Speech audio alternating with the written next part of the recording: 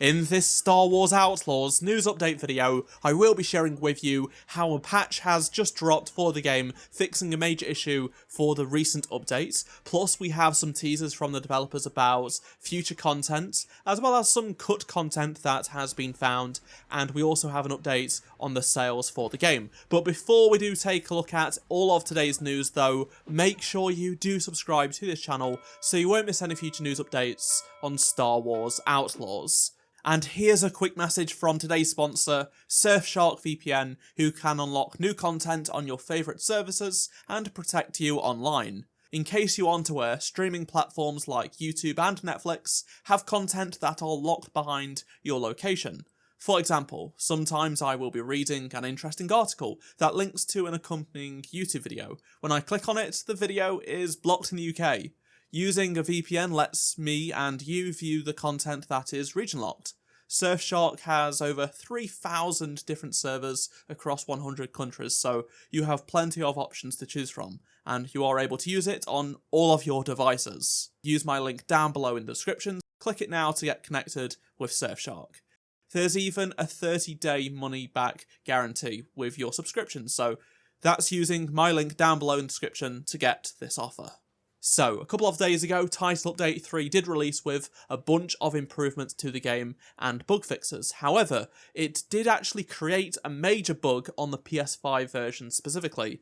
The game just had this truly awful screen tearing pretty much all of the time, and I heard some reports about it just before I published my video, so I asked for comments if it was a widespread issue, and I had many comments complaining about it, but thankfully Massive was actually able to fix it in basically 24 hours. They got a patch out late last night that fixed the screen tearing issue. So version 1.3.1 is now live on PS5, which completely fixes the screen tearing on performance mode that people were complaining about. So you don't have to endure it anymore. Just check that your console has downloaded the patch already, or go and download it if it hasn't already, and you can play the game just how you did before.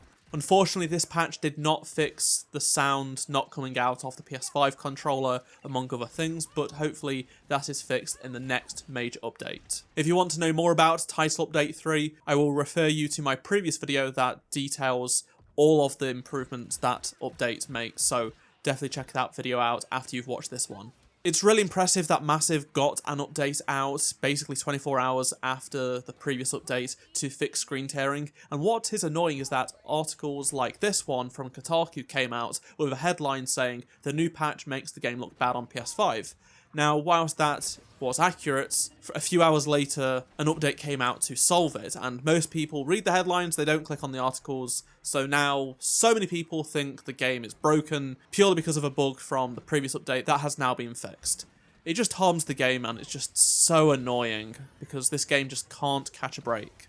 Also, a friendly reminder that the Star Wars Outlaws bug reporter platform is now live, so you can go and report bugs, view bugs that may have some workarounds and things like that.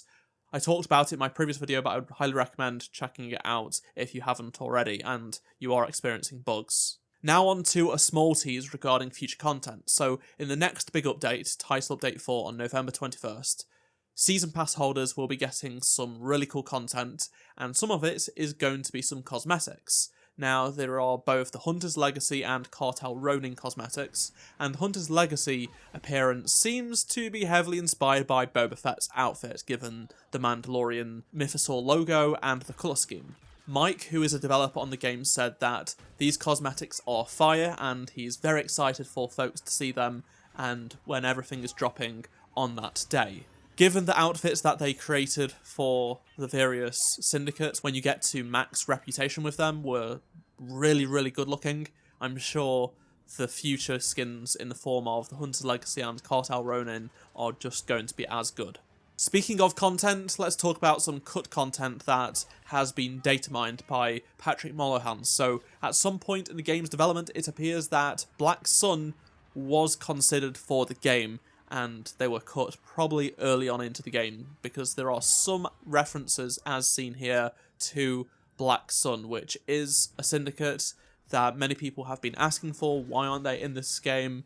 We don't know the reason why. I did actually ask the narrative director, Navid Kafari, if Black Sun were in the game before the game did come out, and he sort of just laughed and said he can't talk about them. I don't think they will be in a DLC, but who knows. Patrick also did discover some references to a co-op heist mode when data mining the game, so it doesn't seem like it was anything substantial, but it was at least an idea they were looking at. So it's a shame this did not come to fruition, but ultimately this is pretty standard with games. You have a lot of things that just end up being cut. This is not exclusive to Star Wars Outlaws or Star Wars games in general. Every game has many pieces of content and features just cut early on development that get left over in the files. Now on to some sales updates. So many people would like you to believe that the game has completely flopped, no one is buying it, it sold no copies last month, and every game is selling more than it. Which is actually not true, because the US charts are now out for September, and as you can see, it was the 6th best selling game in both disc and digital copies combined throughout the country last month. And it's only down 3 places because EAFC 25 came out, Astrobot came out, and The Legend of Zelda Echoes of Wisdom came out. So 3 big titles came out, and it moves down 3 places. Makes sense. Now you may also notice that MB25 is actually below it, which would be a surprise, and it is, but the reason being Take-Two actually don't report their digital sales until like 12 weeks later, so if I had to guess, Star Wars Outlaws actually did get outsold by 2K25, which makes sense given how popular those games are.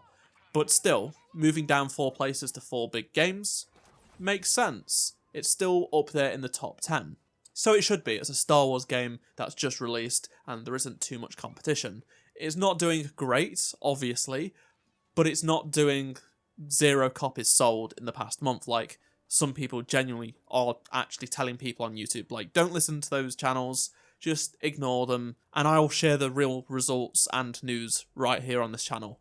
And I'll continue to do it because I still enjoy this game and I want to keep talking about the game.